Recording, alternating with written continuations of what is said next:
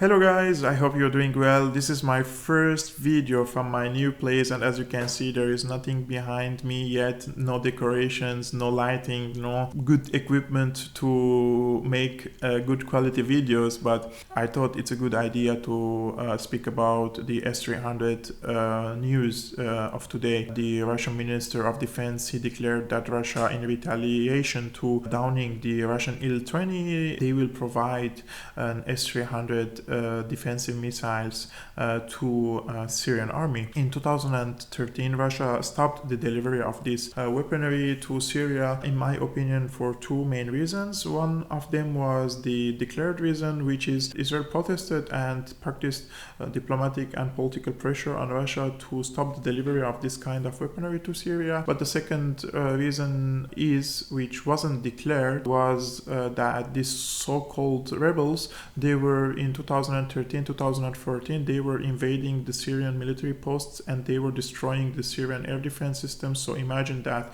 one of the S-300 systems would be in the hands of these terrorists. In 2013 and 14, the situation was very unstable. Al-Nusra was expanding and then ISIS came in. So it was a chaotic situation, and in my opinion it wasn't suitable to bring such a strategic weaponry to Syria when the country is in such a turmoil.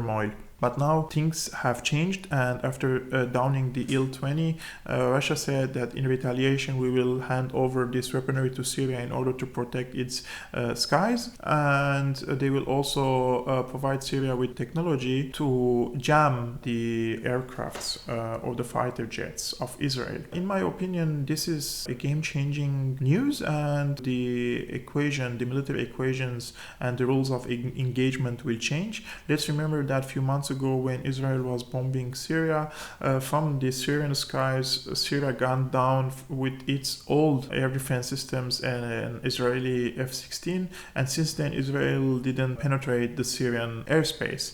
Israel was bombing from the Lebanese skies and from the regional waters of the Mediterranean. But now Israel has to do a lot of calculations. This weapon covers between 200 to 400 kilometers. That means Latakia, Tartous, Jable in the coastal side of Syria will be covered, but also in Homs and Hama. And in my opinion, Syria will also install this weaponry in Damascus. The Syrian officers are already trained on this weapon since 2013.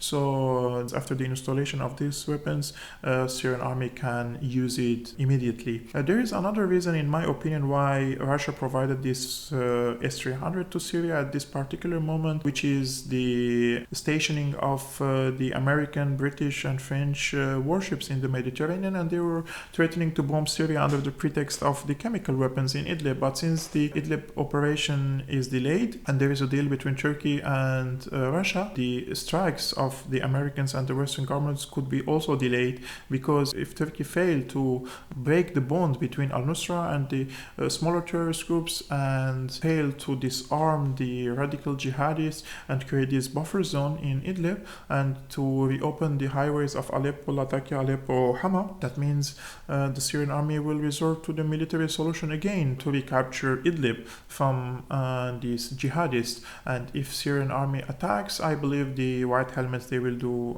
this chemical theater to invite a foreign intervention. But when the Syrian army acquires this S-300, that means Syria is highly able to intercept and destroy the American Tomahawks and also other kind of missiles and strikes against the country. This is a very, very brave decision by Russia to provide this weaponry at this particular moment to Syria, and it shows that it's true that there is an intersection of interest between Russia and Israel, and there are business relations and political relations, but at the end Syria is a strategic partner to Russia and Israel remains a strategic partner to the United States. And in this game of thrones in the Middle East.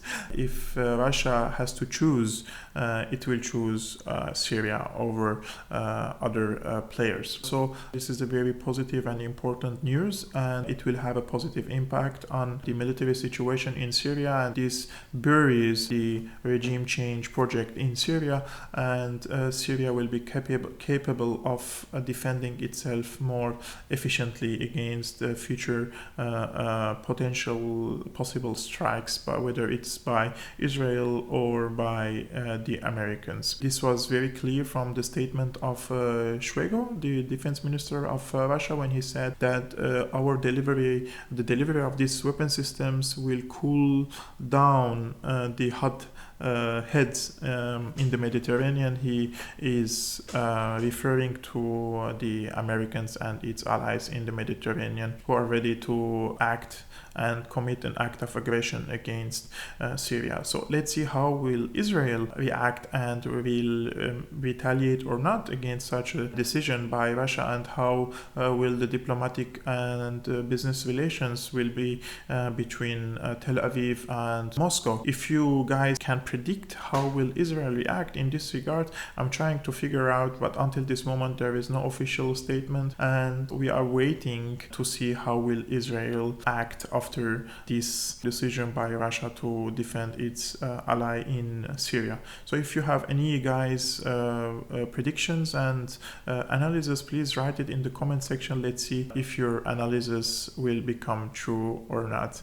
So guys, thank you very much for watching. I'm sorry, as I mentioned, this is a new place and I still need some time to settle and create my own stuff here, but soon I will do better quality videos. Thank you very much guys for watching, and see you next time.